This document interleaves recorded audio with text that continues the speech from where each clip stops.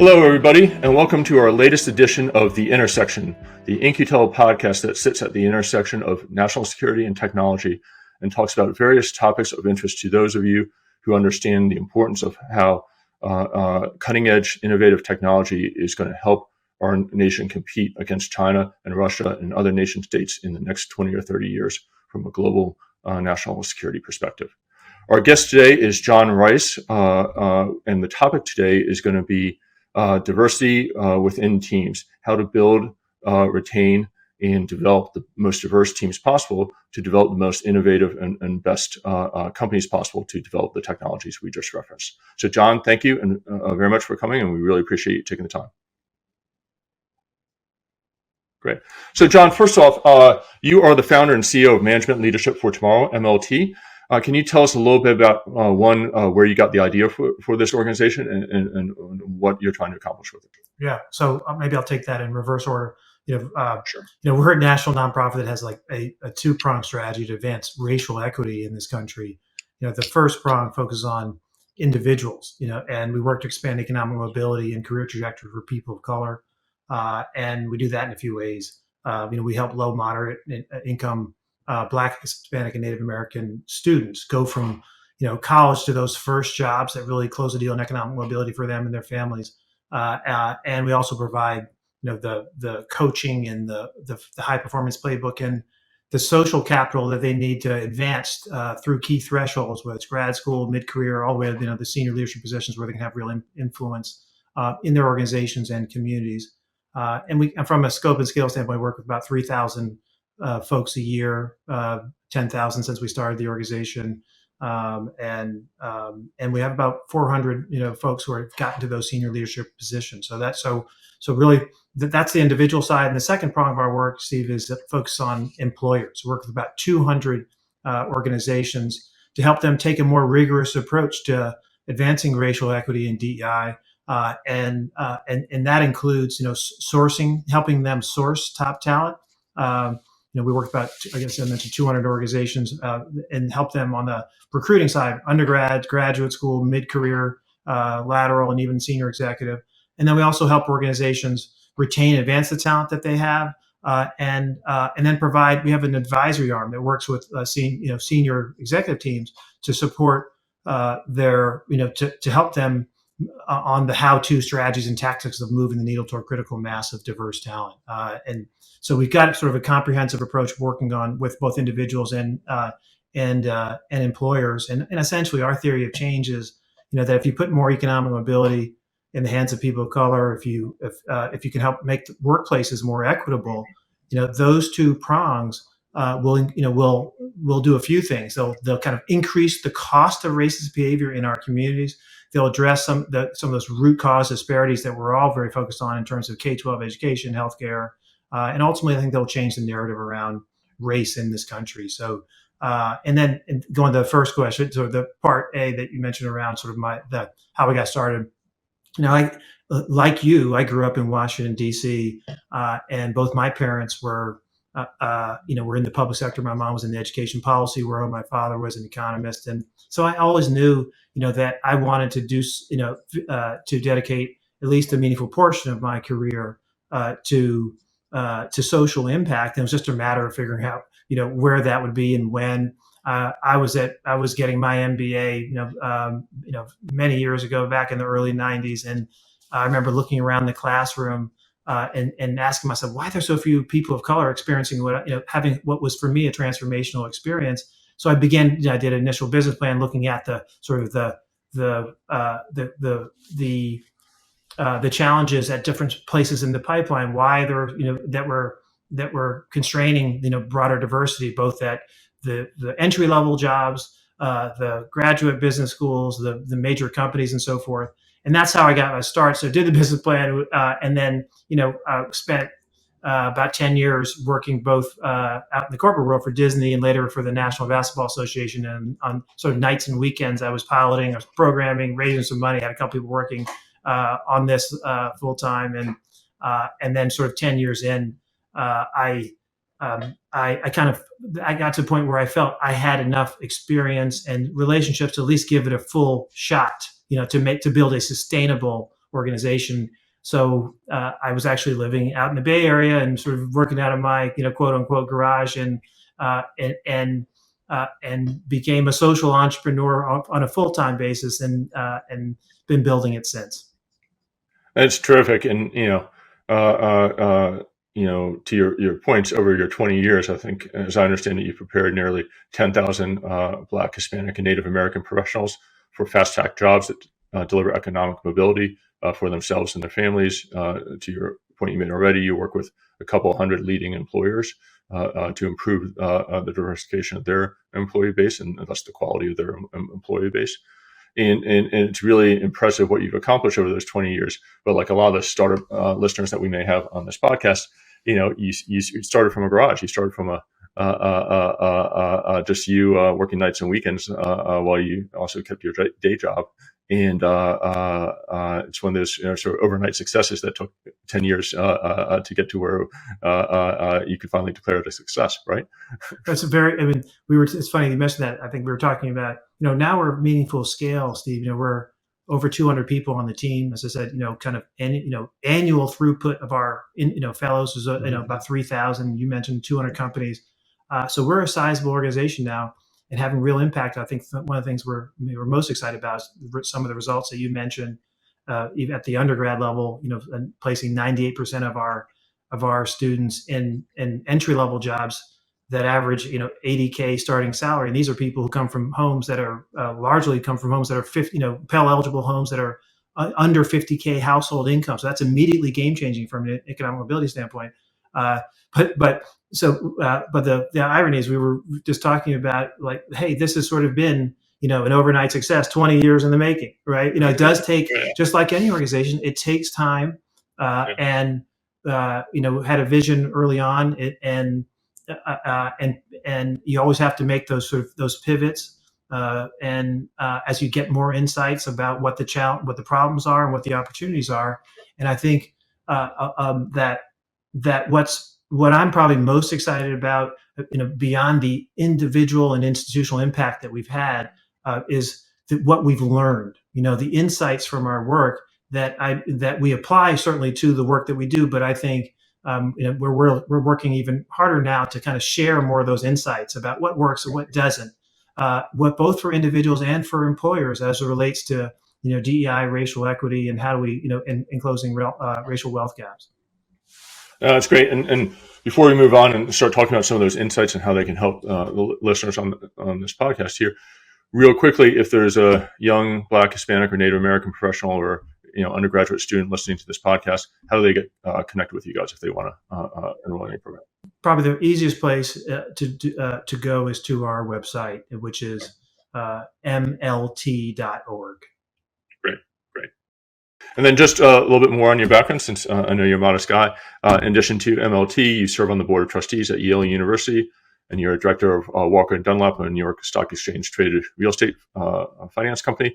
You were also appointed to President Obama's advisory commissions on educational excellence for African Americans and on historically Black colleges, and you serve on a number of other non-for-profit boards. So you're very busy. But moving on then to the entrepreneurs that might be listening to this podcast here and are thinking to themselves, hey, first off, every entrepreneur I talk to today, I ask them what's the number one thing that keeps them up at night. They say talent recruitment and talent development. Like, how do I get the best and brightest? It is a competitive market out there. Salaries are going through the roof. Stock option packages are going through the roof. And if you're not constantly recruiting, if you're not constantly training and retaining your employee base, your company will have no chance to be successful. And so one of the reasons why I was excited to get you on the podcast today is because I think one of the ways entrepreneurs can do a better job of sourcing, training, developing, and retaining talent is to think about a more diverse employee base than they might otherwise think initially, given who they are and what their backgrounds is.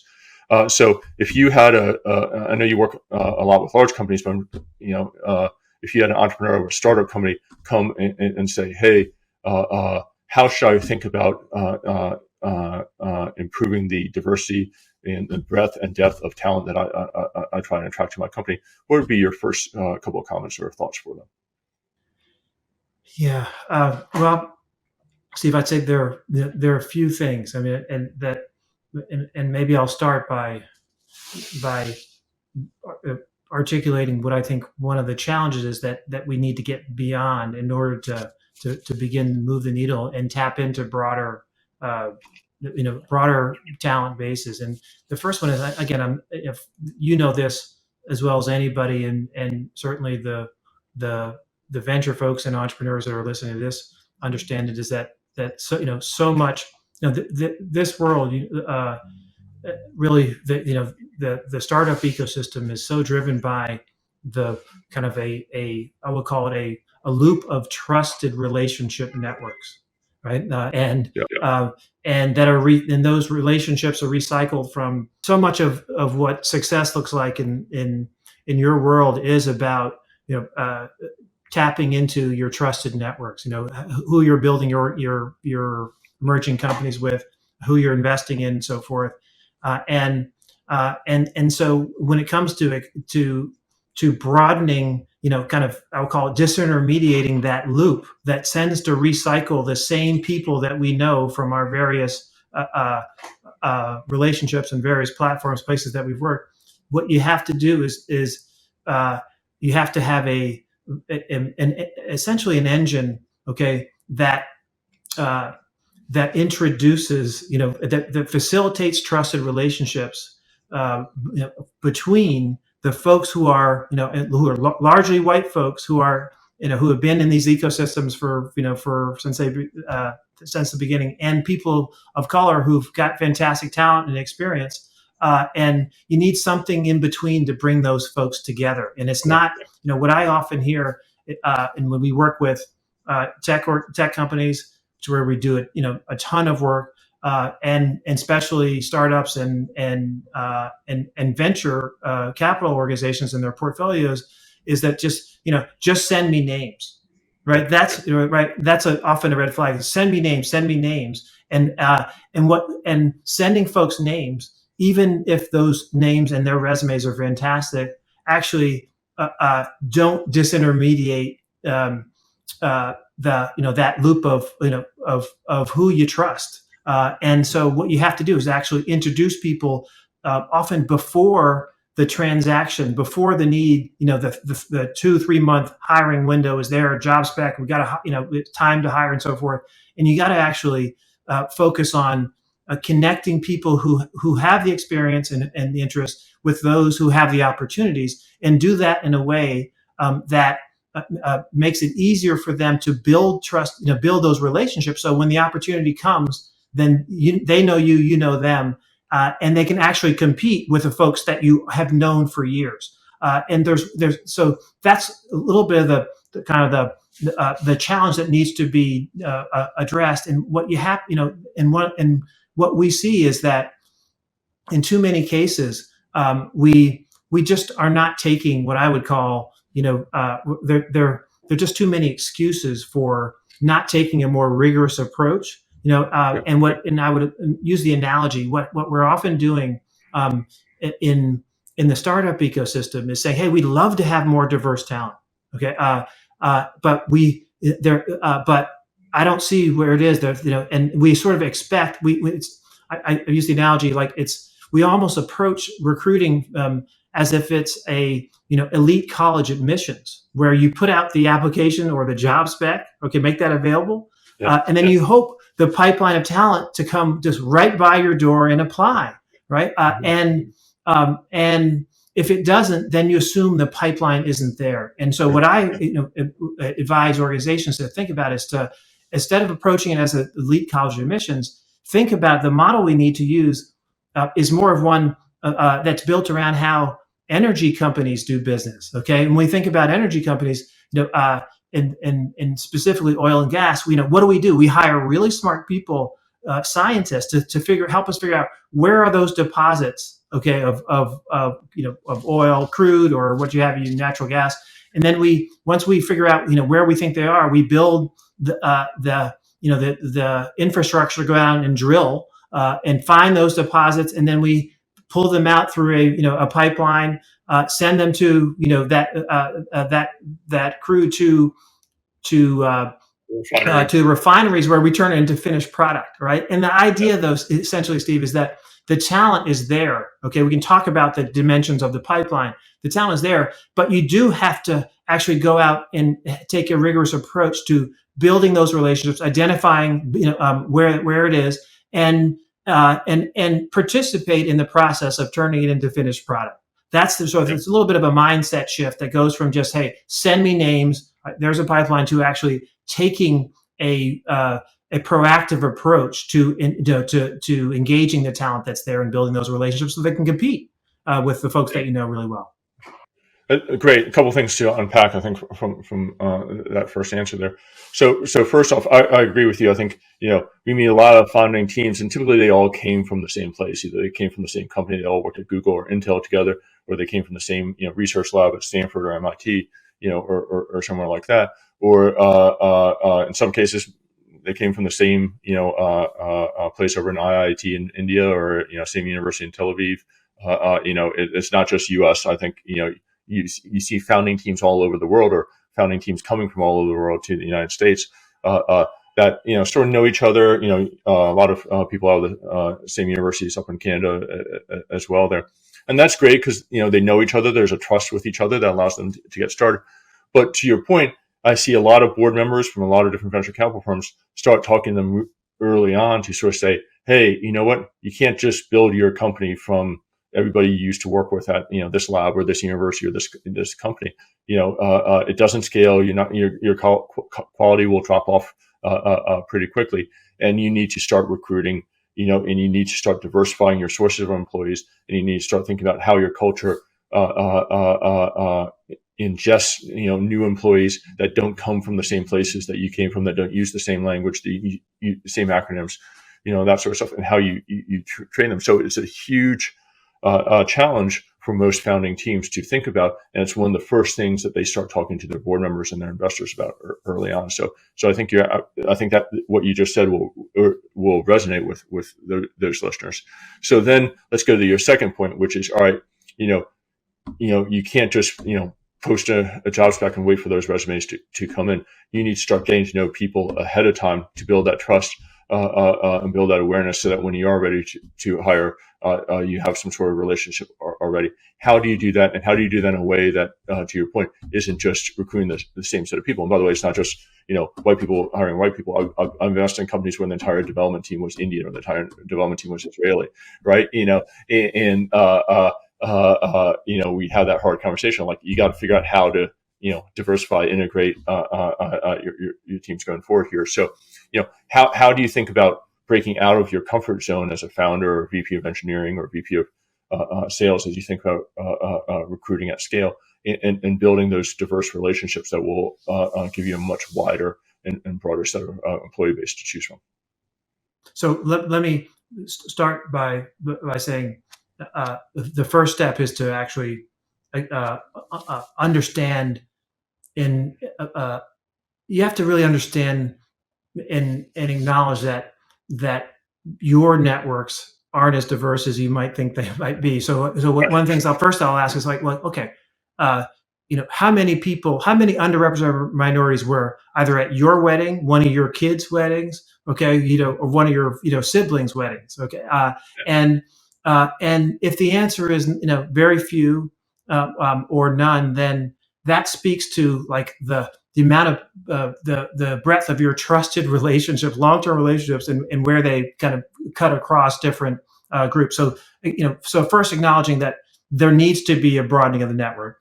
Two, I think you have to, Steve, you have to actually address some of what I would call the structural excuses, okay, that we see people in the venture and startup world use when it comes to why this is hard to do. And so one excuse is, well, in the venture world, is sort of like, well, size of our organization. Well, we don't hire very many people. Okay, just a few new folks a year, or it's and we're not big enough to have dedicated resources to focus on building these relationships and and engaging with broader talent pools, as you say, ahead of the churn around the opportunities that come up in our organizations and in our portfolio companies. And so it's we're small, not many hires. We're small or don't have the dedicated resources, and to actually to focus on this, and then I'd say that and that's what leads to just like the short term sort of a mentality of send me names, okay, because I really don't have time to do anything else. So at the end of the day, our view is you have to actually make it easy for folks enough so that if they do a few things well, okay, take a rigorous approach in the sense of having one or two, if you're a partner in a venture firm or you're senior person in an emerging company, startup, 2 or 3 meetings every month with folks who are diverse, who are outside of your networks, and we work with some of the leading venture firms on actually teeing these people up, okay, both for investor roles in their organizations as well as for their portfolio organizations, and then just get on a cadence, okay, of meeting with 2 or 3 people every month that hopefully, if it's ideally if it's facilitated by an organization that is connected to that talent. But that's the only way you're going to do it. You're not going to do it by figure it out by putting asking one of your partners at your venture firm to spend 10% of their time to figure out how are we going to expand the candidate pool for the roles that we have, or the similar or asking one senior executive in a startup that's really focused on trying to get to the next level in terms of market penetration or raise the next round of capital, to figure this out in 10% of the time. So you got to have you got to actually have to skinny down the task. Okay, you have to have a somebody own the actual execution and the facilitation, and have a bandwidth allocation that's realistic, same level that you would have put someone on any other important thread to advance the organization, and then you have to have some accountability to move beyond the excuses, the sort of the short-term excuses that allow people to say, oh, I just can't focus on this and make it a priority right now. And only way around that is to make it a priority for at least one person in the organization. And I'd argue that if an organization in today's environment isn't making recruiting a priority for at least one person and recruiting the best and the brightest and most diverse and set of employees, they're not going to be successful, because it's just too hard to build teams in today's environment without dedicating significant time and effort to recruiting. So we've talked a little bit, I think, about sourcing. All right. So once you've sourced a set of employees, what are some best practices to think about how to evaluate, how to interview, how to choose who to hire, to remove bias, and to really evaluate correctly which people to hire? Yeah. So there's been a lot of conversation and research about sort of how to remove bias. I want to focus on something that's a little bit different, which is essentially how do we make sure? What steps can we take to enable the diverse candidate that we do not know well, that we haven't had a relationship with since school or the last company that we work with and so forth? How do we create the environment where that talent, that person, okay, can compete on close to equal footing with the person who's largely comes from the same the person that you do know well, right? Yeah. And certainly the way we construct the interviewing process, I think important to have in many cases important to have like panel interviews, so you're not kind of your one person's perspective actually can get balanced in terms of the feedback that gets back to the folks who are sort of managing the process. But I think that the most important thing I'd say, Steve, is that in order for the person that the highly talented person who you don't know to compete on equal footing, what you have to have is a network of trusted, what I call validators. Okay, you have to be able to call somebody that you have worked with, that someone that you've worked with, or that you trust, whose judgment that you trust. Okay, who can essentially vouch for that person and say, uh, let me tell you, I've worked with that person, or someone very close to me has worked with that person, and they're outstanding. Okay, and if they have done 3 out of the 4 things that are critical to being successful in that job in terms of previous experience, you don't need to worry about the 4th thing. Okay, because this person is outstanding. And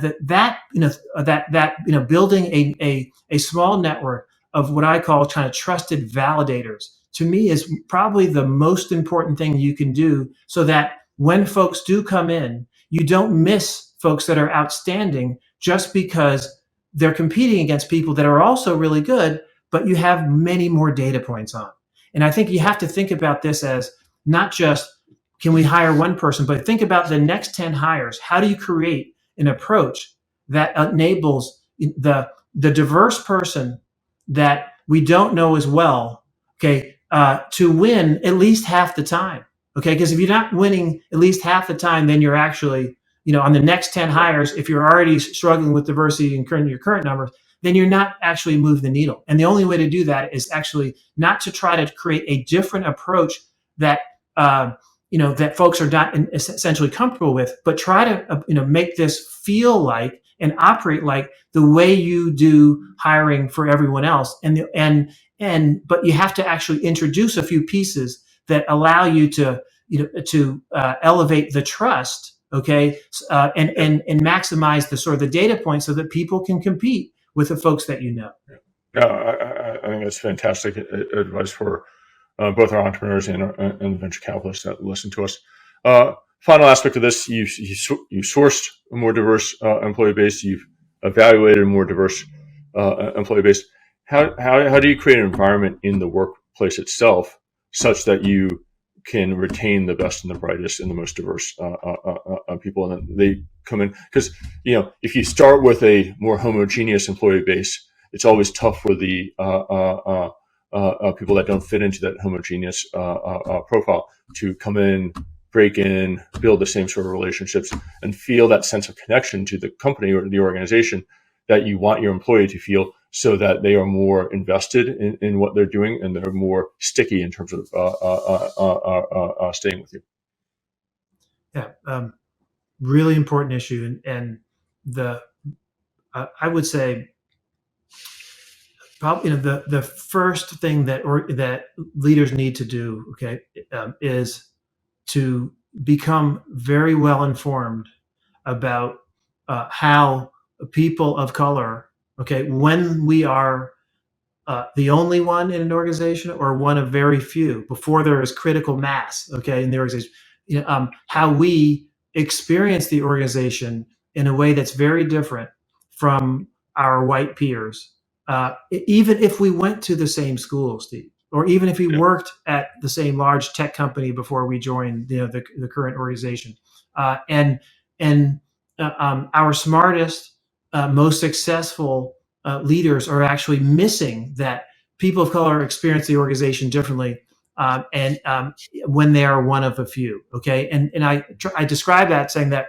when you look like me and when you're one of one and one of a few, you literally will spend 30% of your brain energy, of your bandwidth, focusing, distracted by questions that you're twirling around in your head, such as, do I measure up? How are people perceiving me? If I make a mistake, does it reflect on all the people of color around you? These questions, whether or not they're true, they actually is irrelevant.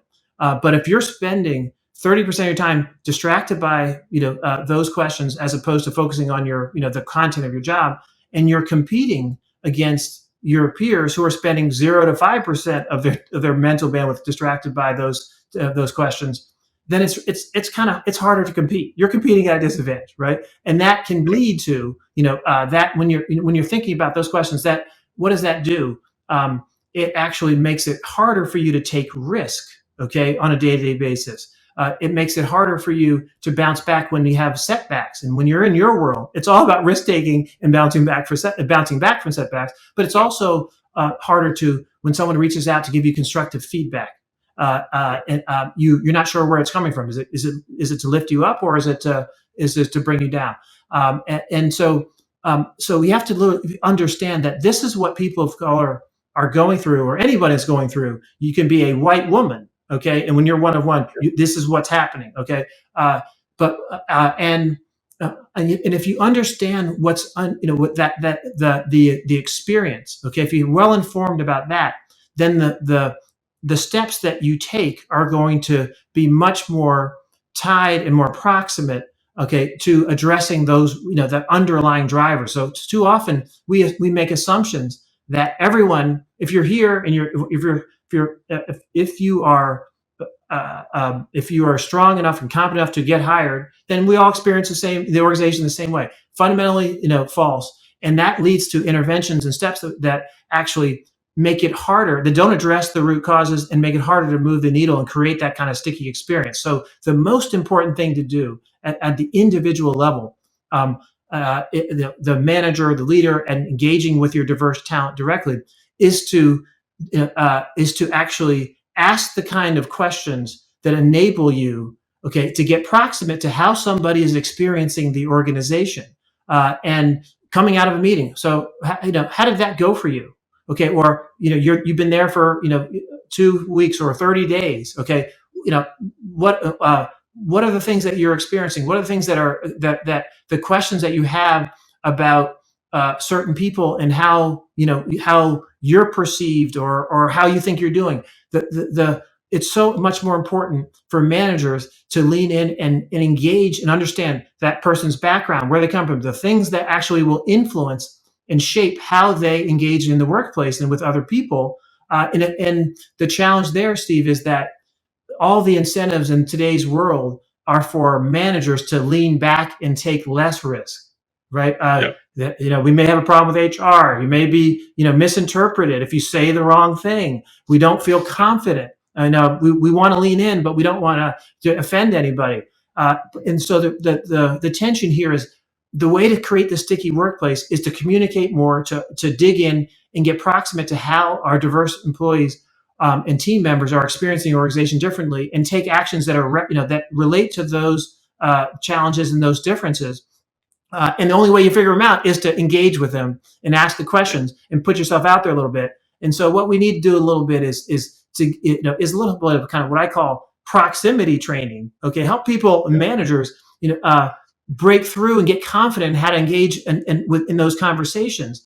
And that's really I use the perspective, like the diversity training and unconscious bias stuff that has kind of permeated organizations for the last several years.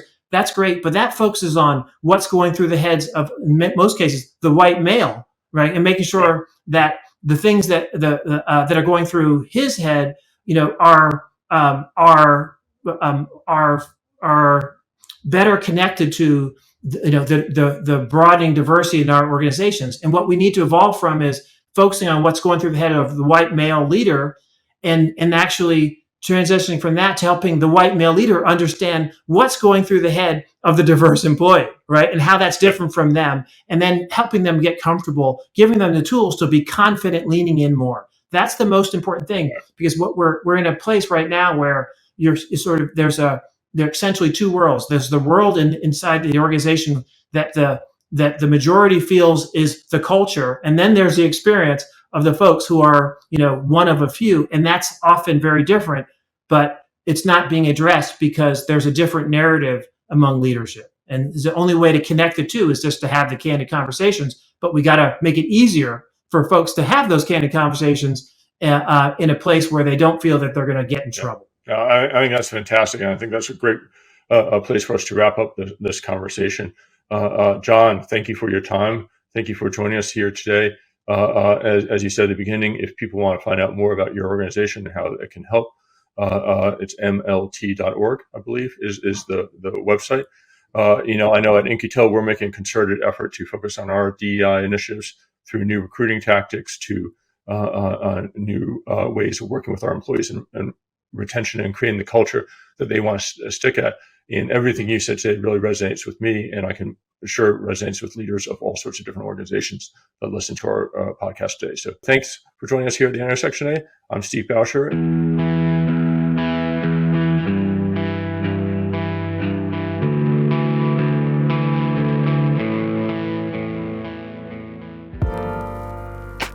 This podcast was produced by Heartcast Media.